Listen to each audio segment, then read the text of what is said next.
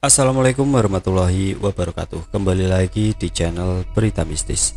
Untuk kisah kali ini masih melanjutkan dari kisah yang sebelumnya, yaitu sebuah kisah yang diambil dari Kaskus. Sebuah kisah yang ditulis oleh akun yang bernama Sandler. Dan untuk kisahnya, yaitu sebuah kisah yang berjudul Penunggu Danau Ranu Kumbolo Semeru. Sebelum kita masuk ke ceritanya, tekan dulu tombol like video ini dan jangan lupa tekan juga tombol subscribe channel ini. Dan nyalakan juga lonceng notifikasinya agar tidak ketinggalan cerita-cerita baru dari channel ini. Dan bagi teman-teman yang ingin membaca langsung ceritanya, nanti silakan saja kunjungi linknya yang nanti akan saya sertakan di kolom deskripsi. Dan seperti apa untuk kelanjutan kisah ini? Langsung saja kita simak berikut ini.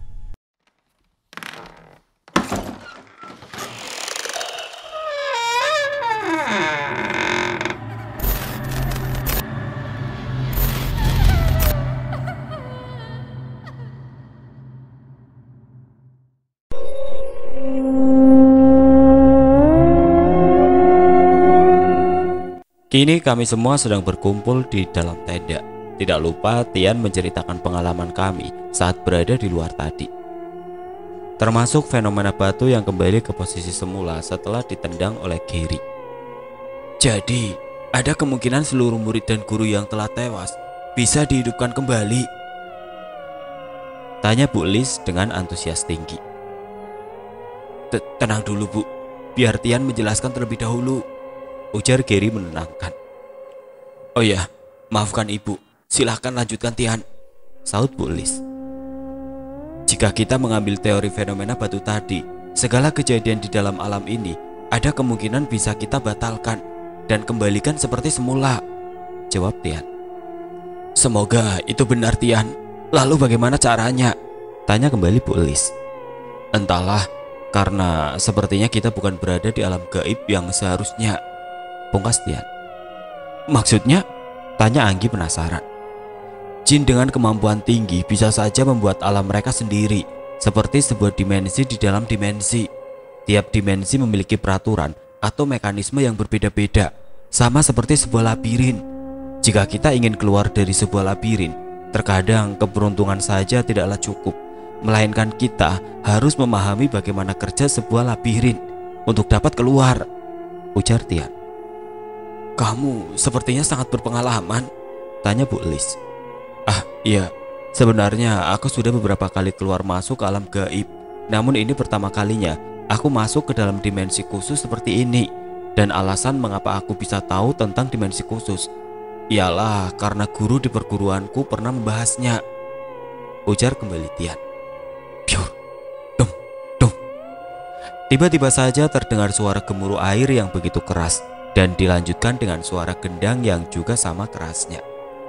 Murid-murid pun terlihat takut dan panik. Bahkan Bu Elis yang mencoba untuk menenangkan mereka pun tidak bisa menyembunyikan rasa paniknya sendiri. Suara apa itu? Tanya Giri. Mereka memanggil, ujar Tian.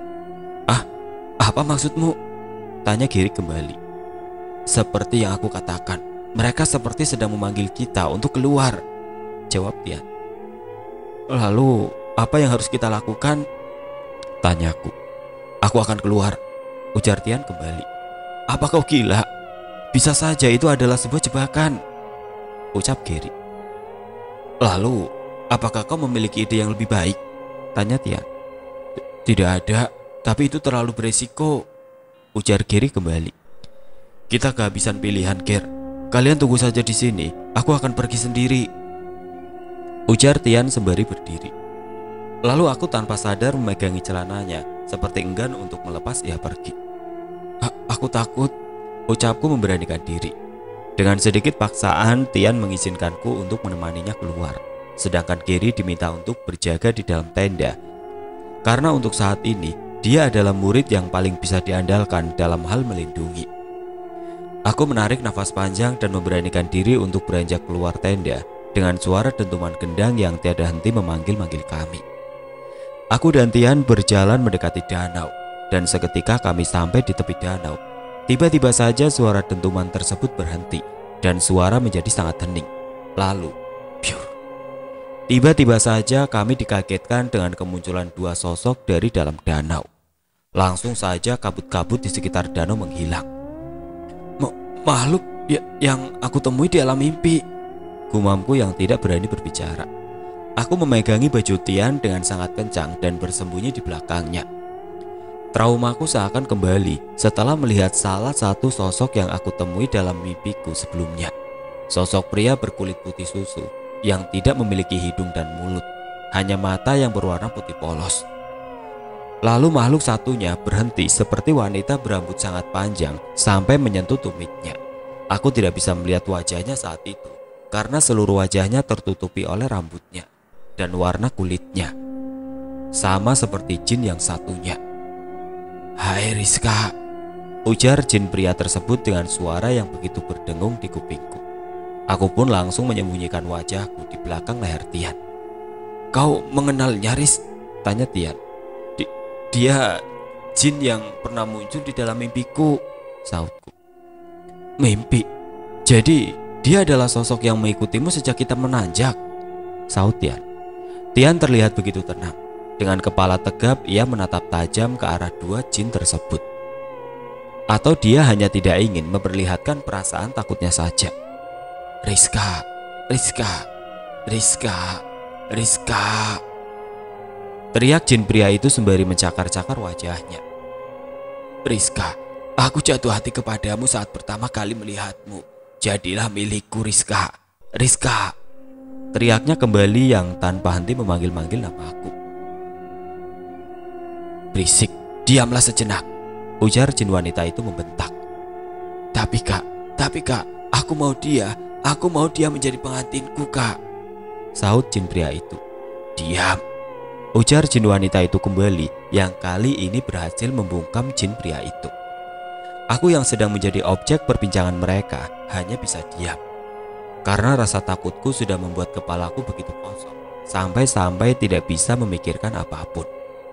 "Jadi, kau yang dapat merasakan kehadiran kami," ujar jin wanita itu. "Menurutmu?"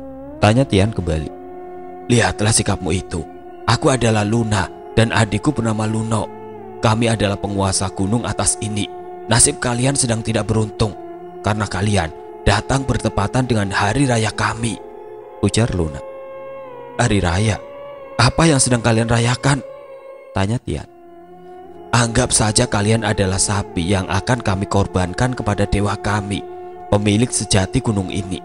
Kalian harusnya bersyukur dengan nyawa kalian, maka ketentraman akan tetap terjaga," ujar kembali Luna. "Kak, Rizka, hanya Rizka saja. Aku tidak ingin dia mati. Dia harus menjadi milikku, Kak. Aku ingin mengawetkannya supaya bisa aku jilati setiap hari," ucap Luno sembari memohon-mohon. "Ya, aku tahu itu," bentak Luna kembali. Tian tiba-tiba saja memegang tanganku dengan tangan kirinya, sedangkan aku masih menyembunyikan wajahku di belakang Tian, tanpa benar-benar mengerti ucapan mereka. "Jadi maksudmu, tanpa adanya tumbal, akan terjadi hal buruk di sini?" tanya Tian yang mencoba tetap tenang. "Baguslah jika kau cepat mengerti. Roh kalian akan menjadi persembahan untuk dewa kami. Dalam 1 jam dari sekarang, berkumpullah di tepi danau.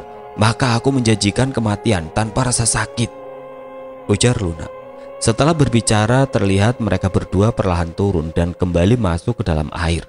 Dan setelah menghilangnya mereka, kabut tebal kembali menutupi sekitaran danau. Rizka," panggil Tian dengan nada tinggi sembari memegangi pundakku. "Yan, aku takut," ucapku yang berlinang air mata. Lalu Tian memelukku sembari mengelus-ngelus kepalaku dengan lembutnya. Ia mencoba sekuat tenaga untuk tetap tenang, karena aku bisa merasakan detak jantungnya begitu cepat saat ia memelukku. "Aku berjanji akan mengeluarkanmu," ucapnya sembari menatapku tajam. Iya Yan," jawabku. Tiba-tiba saja tanpa aku sangka-sangka sebelumnya, Tian menciumku tepat di bibirku. Aku pun begitu terkejut sampai-sampai tidak merespon apapun.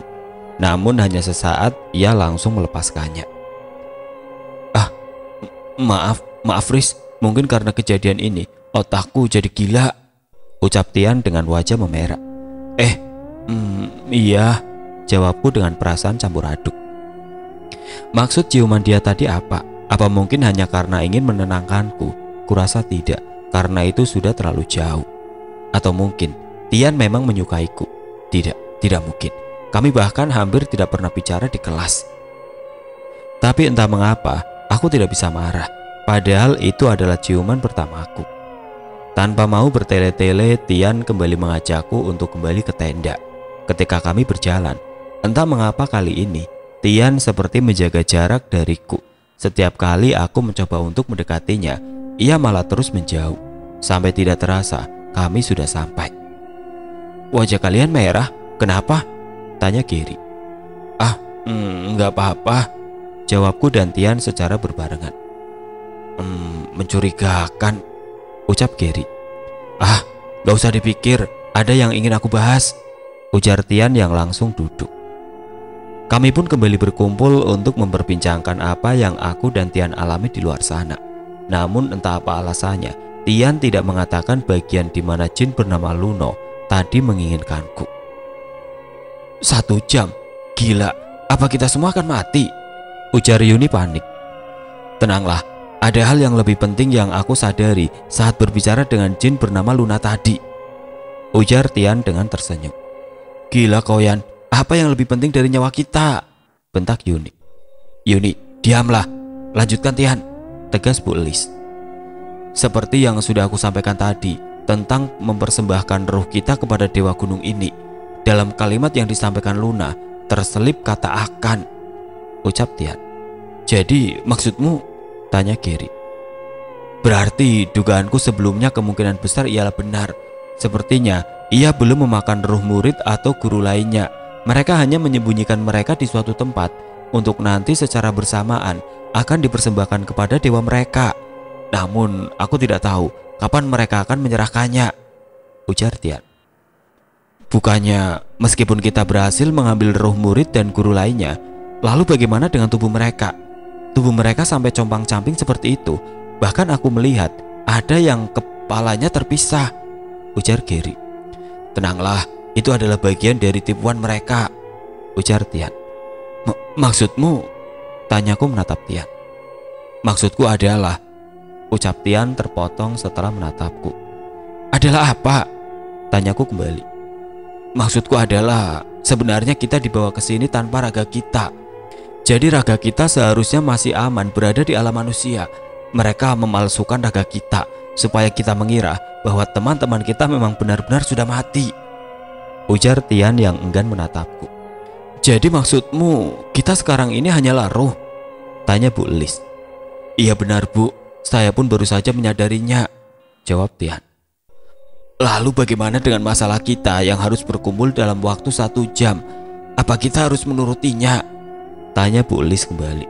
"Tenang Bu, saya sudah punya rencana," ujar Tian dengan senyum licik. Saat ini aku sedang duduk di dalam tenda sembari menikmati coklat hangat pemberian Anggi. Aku mengamati sekitarku. Terlihat Tian sedang mengobrol serius dengan Gary. Lalu Yuni sedang bermain karet gelang sendirian. Yuni memang terkenal judes dan juga jutek, terutama denganku. Entah apa alasannya, kuakui terkadang aku merasa jengkel karena sikapnya. Namun aku memilih untuk tidak menanggapi ucapannya dengan serius. Wajah murid-murid di dalam tenda terlihat begitu cemas dan juga lesu. Mungkin perasaan takut akan kematian mulai merasuki pikiran dan hati mereka. Lalu tiba-tiba saja aku mengingat Dodi. Di mana dia sekarang? Apakah rohnya telah berhasil diculik oleh jin itu? Dimanapun dia berada saat ini, aku mendoakan dia baik-baik saja. Bu Lisa meminta kami untuk berkumpul di tengah-tengah tenda karena ada yang ingin disampaikan. Kami pun mendiskusikan apa yang akan kami lakukan dan strategi apa yang sudah disiapkan oleh Tian untuk menghadapi jin tersebut. "Untuk yang terakhir, ratu kelas kita silahkan maju untuk memberi semangat," ujar Gary sembari menatapku. Aku pun hanya diam dan tidak tahu siapa yang ia maksud dengan sebutan ratu. Namun yang pasti itu bukanlah aku. "Riz, maju," ucap Anggi. "Ah, ngapain?" ujarku. "Rizka, ayo maju," ajak Gary sembari menarik tanganku. Kenapa? Ada apa, Ger?" tanyaku bingung. Lalu Gary memegang kedua bahuku dengan erat. dan menatapku. "Ini saatnya, Riz, tugas seorang ratu untuk memberi semangat murid pria," ujarnya. Tawa para murid dan juga Bu Elis. Aku malah semakin bingung apa yang sebenarnya Gary ingin aku lakukan. "Bilang saja semangat," bisik Tian dari belakangku. Kalau gitu semangat," ujarku grogi. Sautan semangat dari para murid, khususnya dari murid pria. Mereka terlihat begitu semangat setelah mendengar ucapanku. "Dengarkan kalian, ratu kita sudah bersabda, kobarkan semangat kalian," ujar Gary dengan teriakan semangat. Lalu seluruh murid pria yang berjumlah 13 orang termasuk Gary dan Tian pergi keluar tenda dengan semangat membara di wajah mereka. "Mereka kenapa, Danggi?" tanyaku bingung. Riz," ujar Anggi sembari menggelengkan kepala. Kenapa? Aku serius tanyaku bingung. "Percuma aku ngomong juga, kamu gak akan percaya. Ya udah yuk," jawabnya sembari merangkulku. Lalu aku dan Anggi beserta para murid perempuan lainnya menyusul murid pria yang sudah terlebih dahulu keluar tenda. Kami akan pergi ke tepi danau, tempat di mana jin itu meminta kami untuk datang. Namun baru saja aku melangkahkan kaki keluar tenda. "Loh, Gi, di mana ini?" tanyaku panik. Ketika aku keluar tenda, tiba-tiba saja aku berada di sebuah goa. Aku pun langsung menengok ke arah belakang dan tidak ada apa-apa. Aku seperti berteleportasi ke sini. Aku hanya sendirian. Bahkan Anggi yang merangkulku saat aku keluar tenda juga tidak ada. Di mana aku sebenarnya? Apakah ini ulah jin itu? Bukankah Tian mengatakan kalau kita tetap bersama-sama, kita akan aman? Aku menarik nafas dalam-dalam berkali-kali, mencoba untuk menenangkan diri agar tidak panik dan membuat pikiranku untuk tetap fokus. Aku menengok ke berbagai sudut goa. Aku menyadari hal yang tidak biasa. Padahal tidak ada api atau lampu di dalam sini. Tapi mengapa goa ini bisa terang? Aku bahkan tidak bisa menemukan sumber cahayanya. Pada dinding-dinding goa, aku melihat banyak sekali ukiran. Seperti seorang petani yang sedang membajak sawah dengan kerbaunya, lalu pria dengan setengah badan. Dan sebuah gambar sungai yang terdapat kepala buaya di permukaannya. Buaya tersebut seperti sedang tenggelam, mulutnya menganga seperti sedang kehabisan nafas. Aneh. Dan pada dinding seberangnya, aku melihat sebuah gunung kembar. Dengan matahari di tengahnya, matahari tersebut memiliki sebuah wajah dengan ekspresi sedih. Lalu aku juga melihat banyak sekali orang seperti sedang bersujud ke arah matahari tersebut. Lalu pada gambar di sampingnya, gunung tersebut perlahan termakan oleh matahari yang kian membesar. Ekspresi sedih yang ditunjukkan oleh matahari tadi berubah menjadi ekspresi marah. Orang-orang terlihat berlarian menjauhi matahari tersebut. Dan pada gambar selanjutnya, ada seorang manusia yang lehernya dirantai dan ditarik seperti layaknya anjing.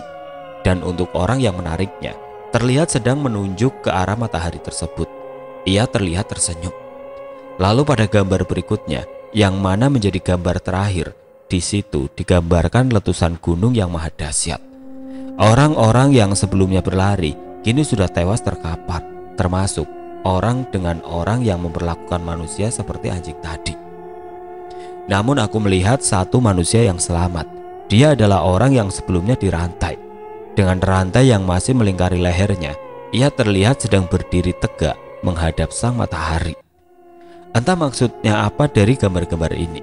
Untuk sekarang aku akan menghafalnya dan akan aku beritahu kepada Tian saat kami bertemu nanti. Siapa tahu gambar-gambar ini adalah sebuah petunjuk. Lalu aku kembali menyusuri goa lebih dalam. Permukaan goa ini cukup basah dan licin. Aku bahkan hanya bisa berjalan secara perlahan karena takut tergelincir. Cukup jauh aku berjalan, aku menemukan 3 lorong bercabang. Aku pun dibuat bingung harus memilih jalan yang mana. Lorong pertama terlihat mengarahkanku ke bawah, lalu lorong kedua mengarah lurus, dan yang terakhir terlihat mengarah ke atas. Dengan mengucapkan bismillah, aku memilih lorong kedua yang mengarah lurus ke depan. Di dalam lorong aku melihat beberapa kelelawar sedang tertidur terbalik. Aku pun mencoba sebisa mungkin untuk tidak membangunkannya. karena aku pasti akan panik jika itu terjadi. Sekitar 10 menit berjalan, di ujung lorong, aku menemukan sebuah ruangan yang besar. Tidak seperti ruangan pertama tadi yang memiliki banyak ukiran. Di ruangan kedua ini aku melihat banyak sekali kulit binatang yang telah dikeringkan dan tempelkan di dinding-dinding gua. Aku juga menemukan beberapa tombak yang terbuat dari kayu. Dan mata pisaunya menggunakan batu, seperti senjata pada zaman purbakala. Aku juga menemukan sebuah api unggun menyala tepat di tengah-tengah ruangan. Apakah ada seseorang yang tinggal di sini? Gumamku. Tidak lama kemudian aku mendengar suara suling yang begitu merdu dari arah lorong yang berada di depanku. Semakin lama semakin besar suaranya, seperti akan ada yang datang. Aku pun menjadi panik dan memilih untuk segera bersembunyi di balik tumpukan kulit kering. Dan benar saja, aku mulai mendengar langkah kaki mulai mendekat. Aku melihat dua orang yang memiliki tubuh yang sangat besar. Mungkin tinggi mereka mencapai 3 meter dengan postur gemuk. Mereka seperti sedang berbicara satu sama lain menggunakan bahasa yang tidak aku pahami. Lalu salah satu dari mereka duduk di dekat api unggun sembari kembali memainkan suling yang ia bawa. Apa itu manusia purba? Memangnya pada zaman itu sudah ada suling?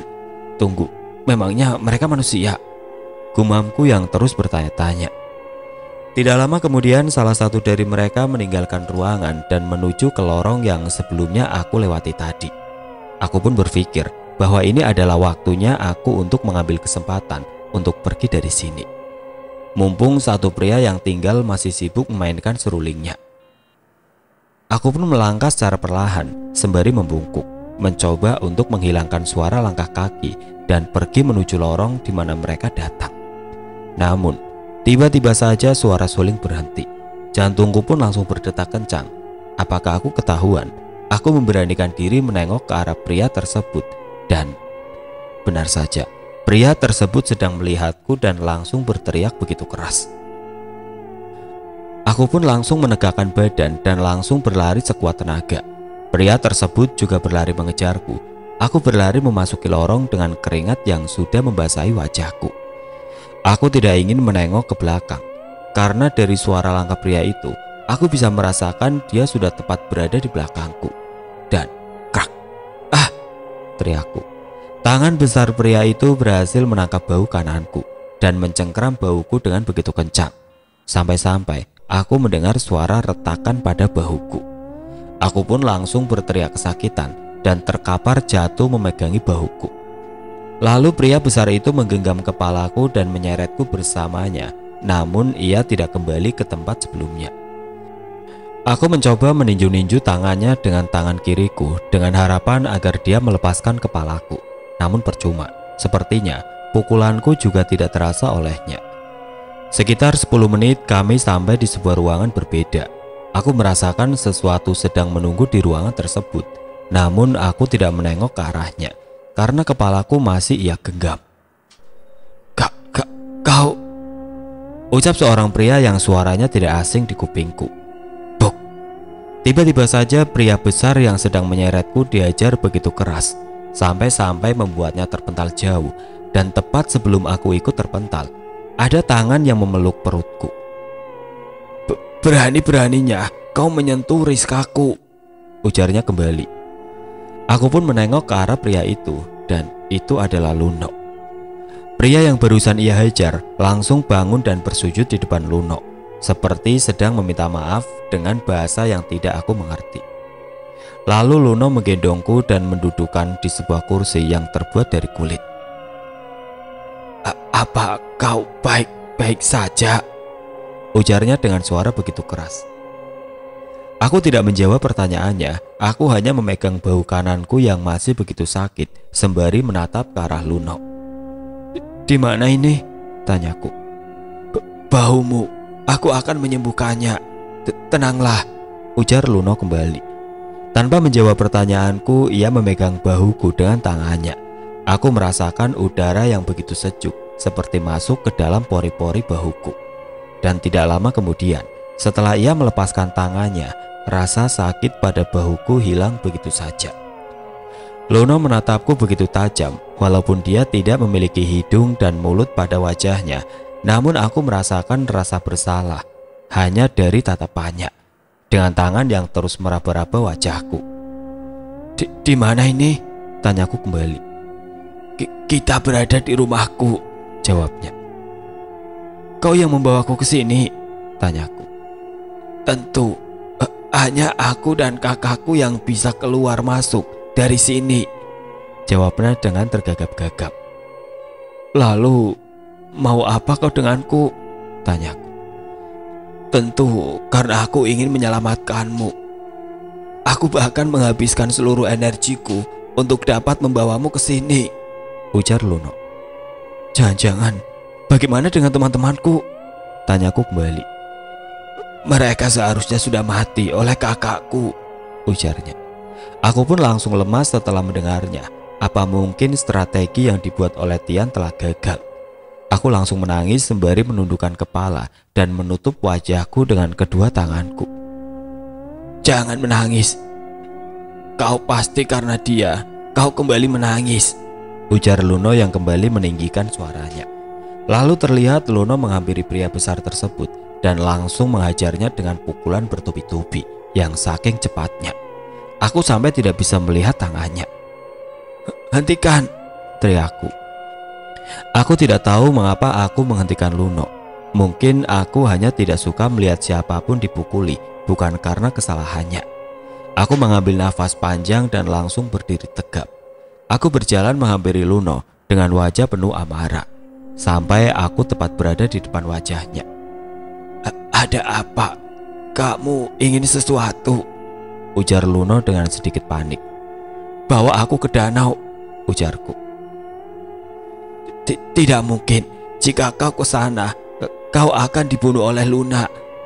Aku tidak bisa mengalahkan Luna, ujar Luno dengan cemas sembari berjalan bolak-balik. Luno, teriakku kembali. Iya, sahutnya yang langsung berdiri tegak. Jika kau memang mencintaiku, apakah kau rela melihatku mati karena rasa sedih ini? Ujarku merayu. Tidak, aku... Oh, bagaimana jika aku mengawetkanmu sekarang? Jadi kita bisa hidup bersama selamanya dan kau tidak perlu khawatir akan mati, ucap Luno. Plak. Tanpa aku sadari, aku malah menampar Luno. Aku sudah keterlaluan. Awalnya aku hanya ingin merayunya agar dia mau membawaku kembali, namun malah menamparnya. Bagaimana jika dia marah dan malah membunuhku? Maaf, ini pertama kalinya aku mencintai wanita. Aku tidak tahu apa yang harus aku lakukan. Apa aku salah? Ujarnya dengan mata memelas. Sautku kaget. Dia tidak marah, dia malah seperti takut denganku. Aku pun terdiam sebentar berpikir. Mengapa senyummu mengerikan seperti itu, Riz? Tanya Luno. Tidak apa-apa, sautku. Tanpa aku sadari, aku malah tersenyum setelah memikirkan rencanaku. Untuk sekarang aku berencana untuk memanfaatkan Luno dan mencoba untuk mencari cara agar bisa kembali ke tempat teman-temanku. 1 jam kemudian. Aduh, pelan, ujarku. Iya, maaf, jawab Luno. Luno saat ini sedang memijatku. Semenjak tadi aku sedang menguji betapa besar cintanya kepadaku atau seberapa mau dia menurutiku. Sampai saat ini dia selalu mau untuk menuruti apapun permintaanku, seperti memijat bahuku saat ini. Luno, ucapku. Iya, sahutnya. Apa Luna, maksudku kakakmu itu begitu kuat? Tanyaku. Tentu saja, dia adalah jin terkuat di gunung ini. Dia sudah menghabiskan ribuan tahun untuk bertapa, ujar Luno yang masih memijatku. Seberapa kuat jika dibandingkan denganmu? Tanyaku kembali. Jika denganku, akan mustahil bagiku untuk menang melawannya. Tapi, ucapnya terhenti. Tapi apa? Tanyaku kembali. Tapi, ada satu cara agar bisa mengalahkannya, ujar Luno. Oh ya? Apa itu? Tanyaku yang langsung membalikkan badan dan menatapnya. Caranya adalah... Wah, itu ide bagus. Mari kita lakukan, Luno, ujarku dengan wajah gembira. Tapi Untuk apa aku harus melawan kakakku? Tanyanya. Bodoh, apalagi selain membuatmu menjadi penguasa di sini, ujarku berbohong. Penguasa, sahutnya. Tentu, penguasa. Apa kau tidak lelah selalu menjadi nomor 2, selalu dimarahi olehnya, selalu menjadi bayang-bayangnya? Rayuku. Sebenarnya aku tidak ada masalah, sahutnya. Pak, aku kembali menamparnya. Kenapa kamu menamparku lagi? Tanyanya. Bodoh, pria impianku harus memiliki ambisi untuk selalu menjadi yang terbaik, bukan sepertimu yang begitu nyaman menjadi budak kakakmu. Ucapku memberanikan diri. Aku mungkin sudah berlebihan kali ini, namun aku memilih untuk bertaruh. Budak, meskipun dia kakakku, aku tidak akan mau menjadi budaknya, ujarnya kembali. Kau hanya tidak menyadarinya, Luno. Kakakmu selama ini hanya menganggapmu sebagai budak atau pesuruhnya. Apa kau mau selamanya untuk menjadi budaknya? Rayuku kembali. Tidak, aku tidak akan mau.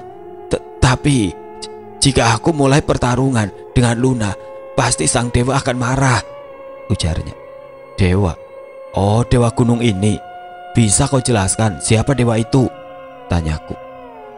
Jika kakakku adalah jin terkuat di sini, beda dengan sang dewa.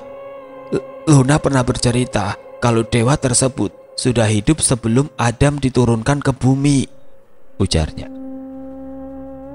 Mendengar cerita, berarti kau belum pernah bertemu dengan sang dewa itu? Tanyaku kembali. Iya, sahutnya. Lalu berarti kau juga tidak tahu kemana para tumbal diserahkan? Tanyaku kembali. Iya, Luna melarangku untuk melihatnya, sahutnya kembali. Bisa jadi kakakmu selama ini hanya membohongimu untuk sekedar memanfaatkanmu, ucapku. Apa maksudmu? Tanyanya. Apa kau tidak pernah berpikir bisa saja selama ini seluruh tumbal yang ingin diserahkan kepada dewa itu adalah kebohongan belaka? Tanyaku. Mana mungkin, sahutnya.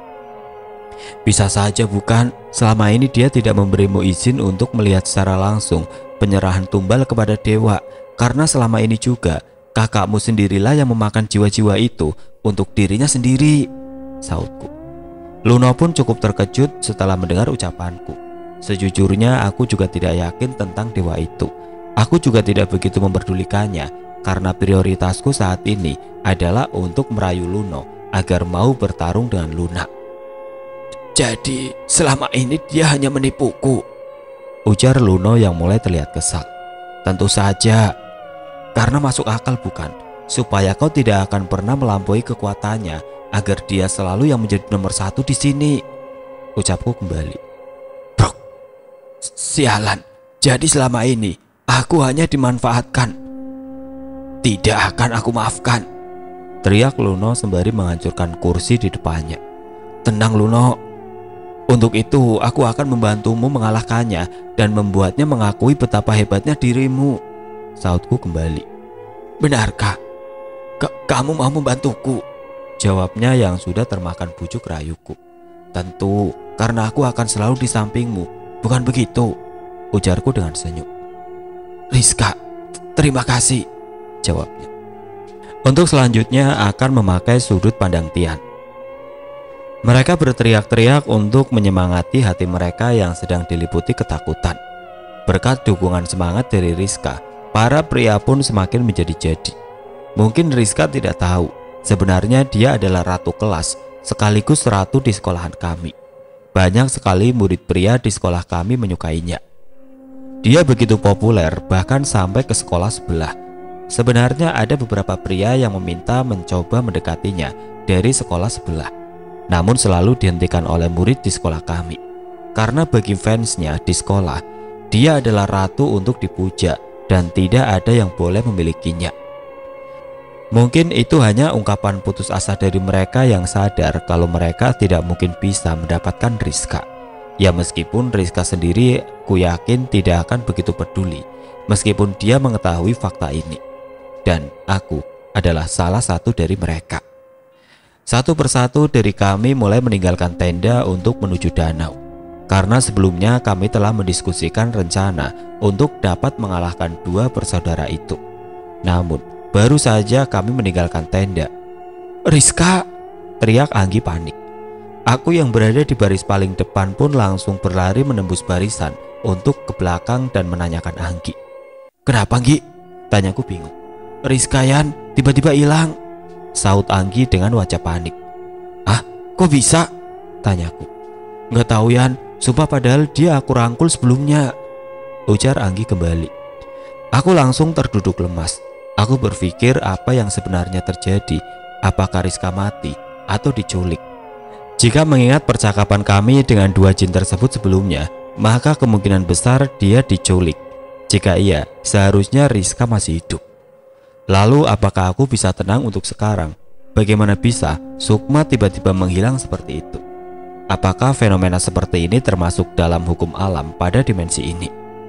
Semisal Rizka saja bisa diculik seperti itu, mengapa mereka tidak melakukannya dari awal? Maka itu akan lebih mudah untuk mereka. Apakah mereka membutuhkan suatu ritual ataukah energi yang cukup besar untuk melakukannya? Aku menengok ke arah murid lain. Terlihat lunturnya semangat juang pada wajah mereka. Aku pun langsung tersadar, kita tidak bisa seperti ini. Pak! Aku menampar kedua pipiku sendiri. Terlihat mereka nampak bingung mengapa aku melakukannya. "Rizka diculik," ujarku kepada mereka. "Diculik? Bagaimana bisa?" tanya murid lainnya. "Tenanglah. Namun, yang ku tahu pasti, kalau Rizka masih hidup, aku sangat yakin itu," ujarku. "Bagaimana kau bisa seyakin itu?" tanya Bu Elis. "Kita hanya perlu yakin, karena alasan itu juga kita semua masih bisa hidup sampai saat ini. Jika kita hanya diam merenung seperti ini, maka kita akan termakan jebakan mereka," ucapku dengan nada agak keras. "Lalu bagaimana dengan rencana kita sebelumnya?" tanya Gary. "Kita akan tetap melakukannya. Dan Gary, aku ingin meminta tolong sesuatu kepadamu," ujarku. Lalu aku membisikkan permintaanku pada Gary. Setelah mendengar permintaanku, Gary pun menganggukkan kepalanya tanda menyetujuinya. Lalu Gary berdiri di sebuah batu. Ia terlihat mengambil nafas panjang. "Dengarkan semua. Ilham, apa-apaan ekspresi menyedihkan itu? Apa kau sudah siap untuk menjadi santapan mereka? Mengapa kalian semua menundukkan kepala? Takut mati? Jangan gila. Bagiku, semua ini sama sekali tidak menakutkan jika dibandingkan dengan mata pelajaran Bu Elis." Para murid terlihat mulai tersenyum dan tertawa kecil mendengar ucapan Gary. "Lagi-lagi mereka mencari gara-gara dengan ratu kita, ratu yang selama ini memberikan kita semangat.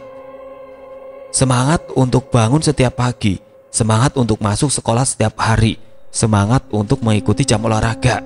Kalian lupa betapa membosankannya saat Rizka tidak masuk. Kalian tahu kan, rasanya segera ingin pulang ke rumah Rizka."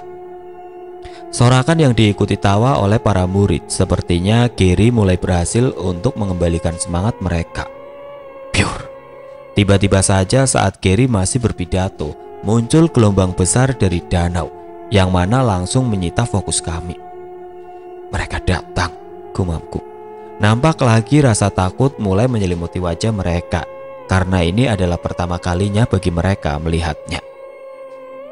"Baiklah, aku akan mulai rencananya. Kalian diamlah, biar aku yang berbicara," ucapku sembari berjalan sendiri menuju tepi danau. Tidak lama setelah gelombang besar, muncul sebuah makhluk berwarna serba putih, yaitu Luna. Namun kali ini dia sendirian. Di mana Luno? Namun melihatnya sendiri, semuanya jadi masuk akal. Berarti hilangnya Rizka memanglah ulah dari Luno, dan dia sedang bersama Rizka saat ini. "Baiklah, 1 jam telah berlalu. Kalian sudah berkumpul di sini. Berarti kalian telah menyetujui persyaratan dariku," ujar Luna dengan suara yang menggema. "Makhluk bodoh, kami di sini bukan untuk menyerahkan nyawa kami, melainkan untuk melawanmu," teriakku. "Ah, melawanku? Manusia seperti kalian? Baiklah, jika itu mau kalian, akan aku berikan kematian paling menyakitkan," ujar Luna.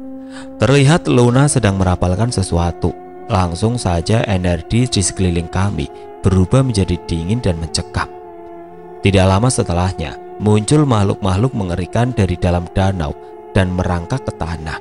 Mereka memiliki bentuk yang serupa, yaitu bertubuh manusia yang begitu kurus, dengan rambut panjang dan tidak memiliki kaki, karena kakinya digantikan oleh tangan.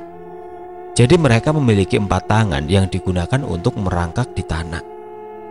Memiliki rambut hitam dan berkulit putih, lalu matanya yang seluruh berwarna hitam tanpa memiliki mulut. Sungguh mengerikan. Mereka juga mengeluarkan suara seperti jangkrik. Mereka berjumlah sekitar 20-an. Salah satu dari mereka merangkak ke arahku dan terlihat bersiap untuk melompat ke arahku. Dan buk! Tiba-tiba Gary langsung mengajarnya tepat di wajahnya sebelum makhluk itu dapat meraihku. Gila, benar-benar bisa kena, Yan, ujar Gary begitu senang. Sudah kukatakan bukan, sautku. Rencana kami hanyalah satu, yaitu menyerang mereka dengan membabi buta. Sebelum itu aku memberitahukan mereka sebuah amalan untuk memperkuat sukma. Sebenarnya amalan gaib tidak boleh diucapkan oleh manusia yang tidak memiliki kodam, karena setiap amalan gaib pasti membutuhkan energi, dan energi kodamlah yang akan digunakan jika manusia tersebut menggunakan sebuah amalan. Namun dalam kasus sekarang berbeda. Kami bukanlah berada di dunia manusia, melainkan dunia gaib dengan energi gaib yang bertebaran di mana-mana. Bahkan manusia biasa pun dapat menggunakan amalan. Dan amalan yang aku beritahukan kepada mereka adalah amalan Taqwiyat al-Arwah, yang berarti memperkuat arwah. Biasanya amalan ini digunakan untuk mereka yang ingin melakukan proses pelepasan sukma untuk memasuki alam gaib, atau bisa juga sebagai penangkal santet. Pertarungan cukup sengit. Kami sangat kekurangan orang, karena wanita yang ikut membantu bertarung hanyalah Yuni. Selain itu mereka hanya berlindung di belakang. Luna hanya diam sembari melayang di atas danau. Ia hanya mengamati tanpa melakukan apapun. Aku mungkin mengalahkan 2-3, namun tidak mungkin lebih dari itu. Ger, aku dibuat begitu terkejut saat melihat ke arah Gary. Kenapa, Yan? Tanyanya sembari merenggangkan tangan. Ah, gak apa-apa, lanjutkan, sautku. Saat aku melihat ke arahnya, ia sudah berhasil menumbangkan 5 makhluk tersebut, seperti yang aku harapkan dari pentolan sekolah. Namun selain Gary, mereka begitu kesulitan melawan makhluk tersebut.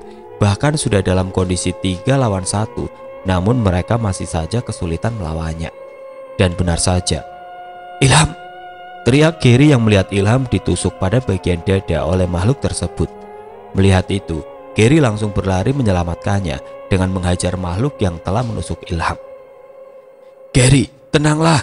Ingat, ini bukanlah fisik kita, ujarku yang masih disibukkan dengan perkelahianku sendiri. Aku tahu, tapi tetap saja, jawab Gary dengan wajah geram. Aku tahu perasaanmu, Gary, tapi ini bukan saat untuk termenung. Kau adalah satu-satunya tombak kami. Jika sampai kau melemah, bagaimana nasib yang lain?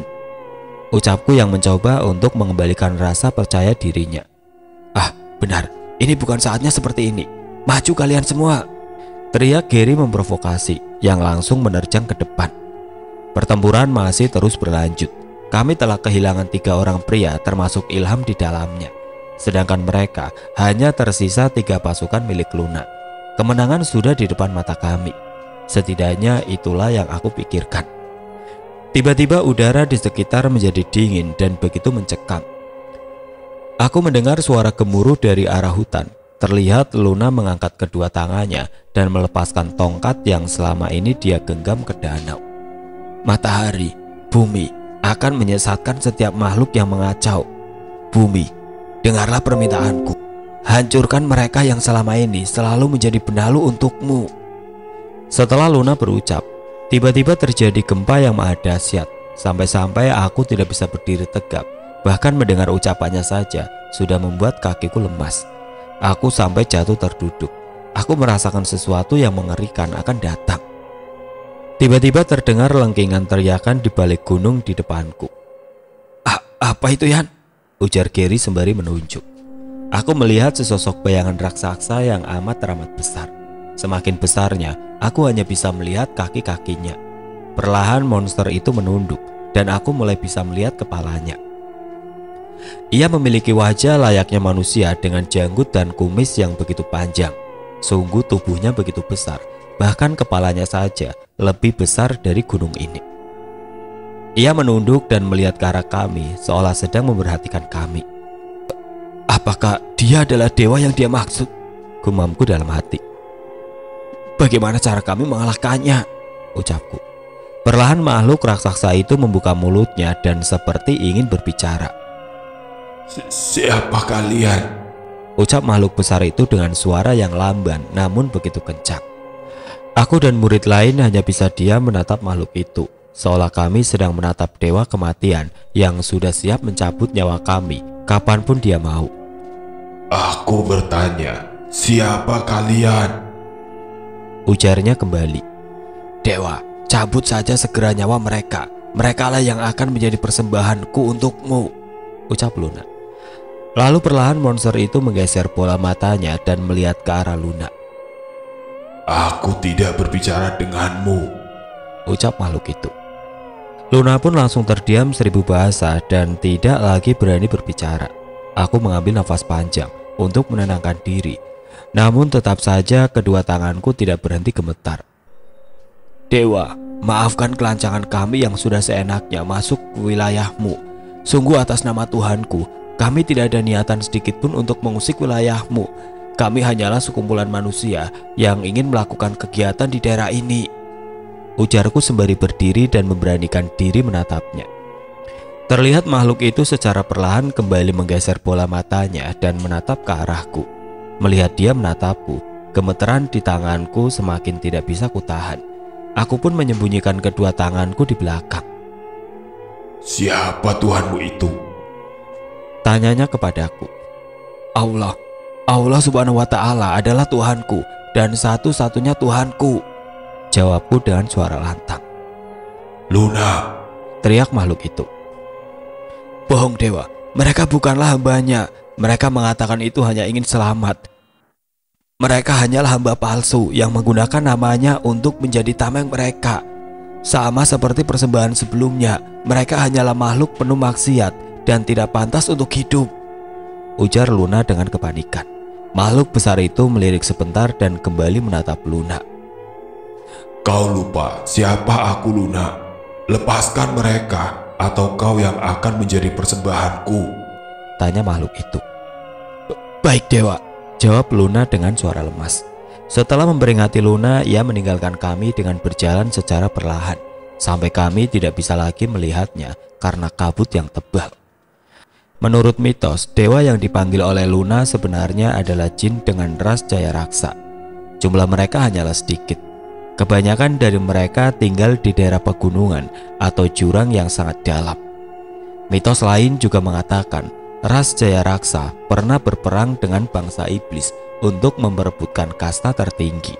Namun mereka malah kalah telak dan hampir seluruhnya terbantai saat itu.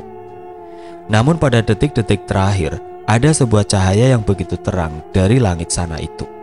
Yang tidak lama kemudian muncul seekor domba dengan 2 tanduk berwarna putih yang begitu ditakuti oleh bangsa iblis. Para ras Jaya Raksa menganggap bahwa itu adalah pertolongan dari Tuhan untuk mereka yang masih selamat. Dan semenjak itu mereka membuat sebuah janji, yaitu tidak akan pernah menyakiti siapapun yang taat akan agamanya. Sebenarnya tidak ada yang tahu siapa sosok Tuhan yang mereka maksud sebenarnya. Apa yang terjadi sebenarnya, Yan? Tanya Gary. Tidak tahu. Apa dengan ini kita akan selamat? Sautku. Semoga saja, jawab Gary. Luna, sekarang kembalikan teman-teman kami yang kau tawan, teriakku. Mengapa jadi seperti ini? Teriak Luna yang terlihat begitu kesal. Ini adalah kekalahanmu. Akuilah, jika aku tidak salah, makhluk yang kau panggil dewa itu adalah berasal dari ras Jaya Raksa yang tidak akan pernah menyakiti manusia yang taat kepada Tuhan. Berarti selama ini kau hanya memanfaatkannya dengan berbohong, ucapku. Berisik.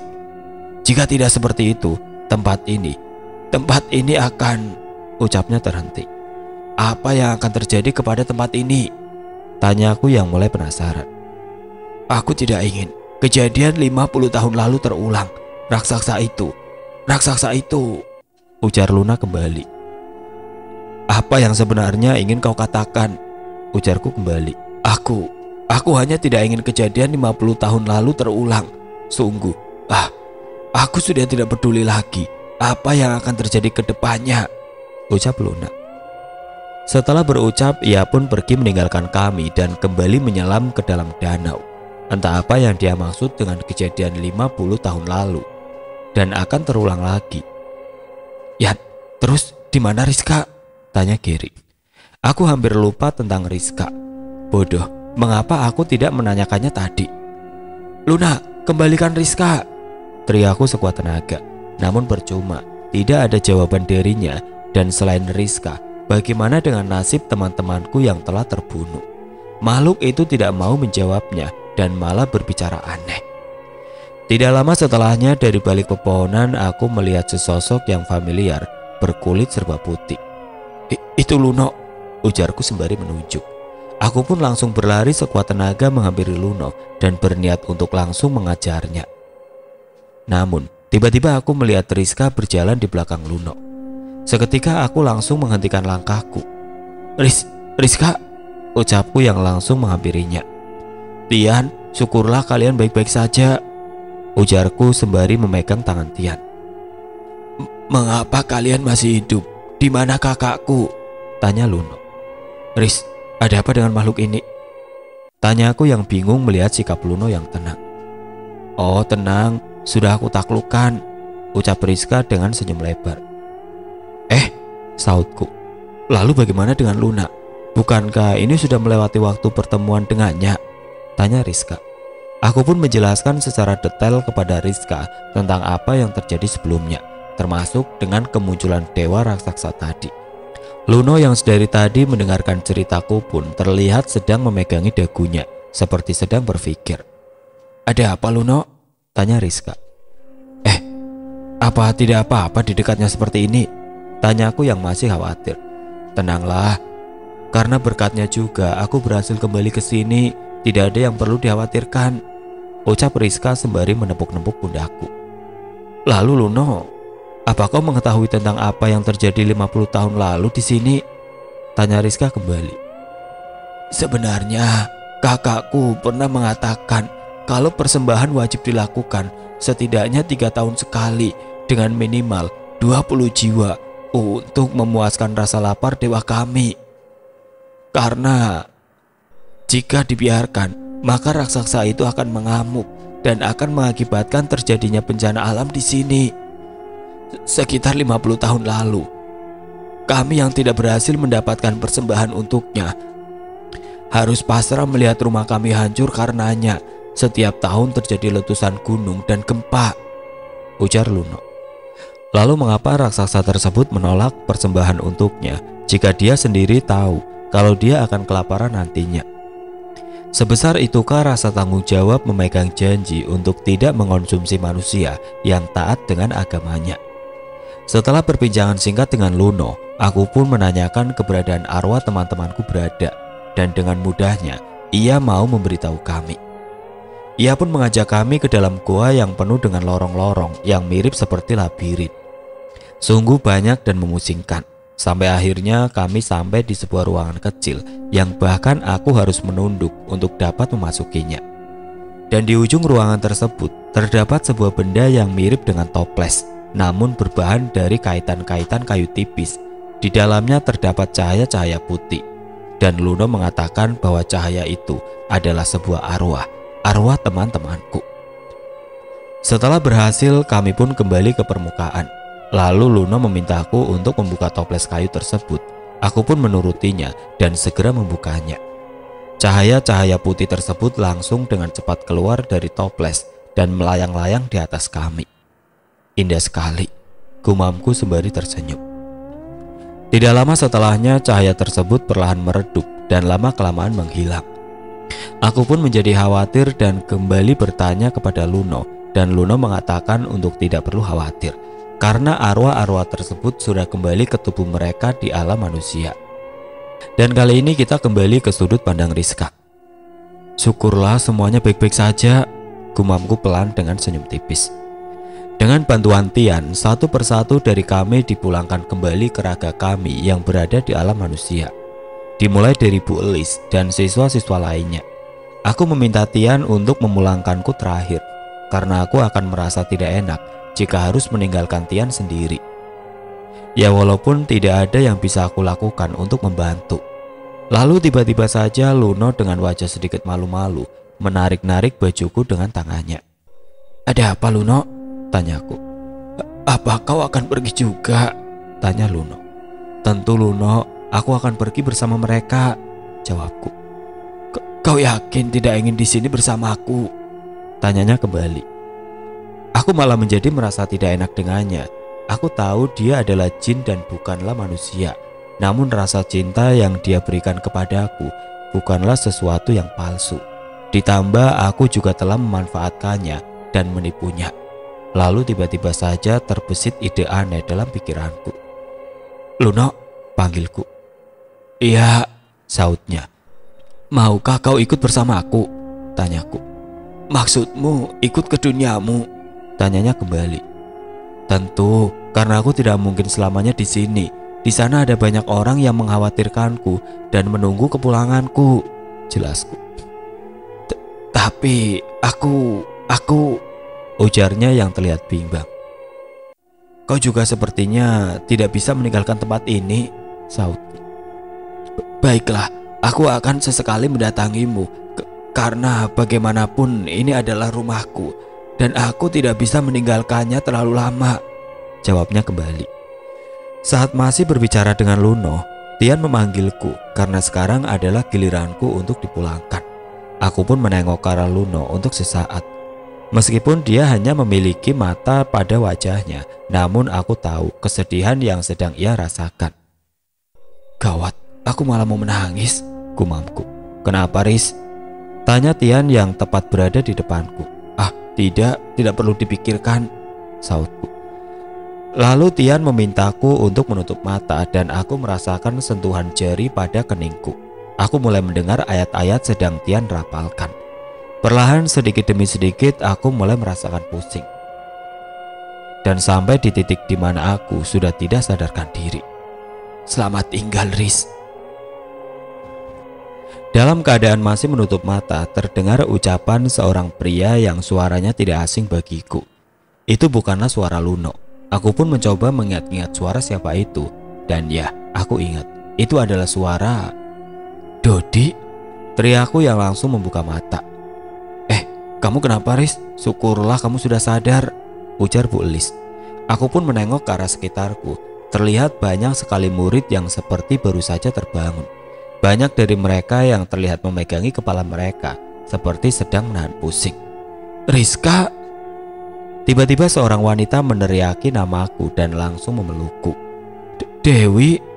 Aku yang terkejut bercampur dengan perasaan lega, langsung membalas pelukannya.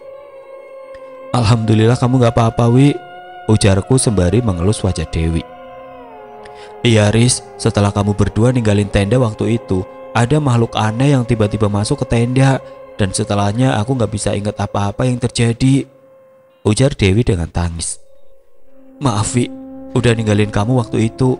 Yang penting sekarang sudah gak apa-apa," sautku. Setelah itu aku pun berdiri dan berjalan-jalan mengitari camp bersama dengan Dewi dan juga Anggi. Hatiku begitu lega melihat murid-murid dan juga para guru yang awalnya aku kira mereka sudah tewas, dan ternyata sekarang mereka baik-baik saja. Kami bertiga pun ikut membantu merawat murid yang masih terlihat lemas atau sakit kepala dengan memberinya minuman atau menyuapi makanan. Aku pun melihat salah satu kenalanku yaitu Hana. Ia berbeda kelas denganku, namun saat di kantin kami cukup sering mengobrol bareng. Aku langsung menghampirinya dan menanyakan keadaannya. Lalu tiba-tiba saja aku teringat bahwa Hana berada di kelas 3B yang sama dengan Dodi. Karena dari tadi aku tidak melihat Dodi dimanapun. Dodi di mana ya?" tanyaku. "Siapa? Doni?" tanya Hana kembali. "Bukan Doni, tapi Dodi, teman sekelas kamu," ucapku menegaskan. "Di kelas aku gak ada yang namanya Dodi," sautnya. Tapi aku..."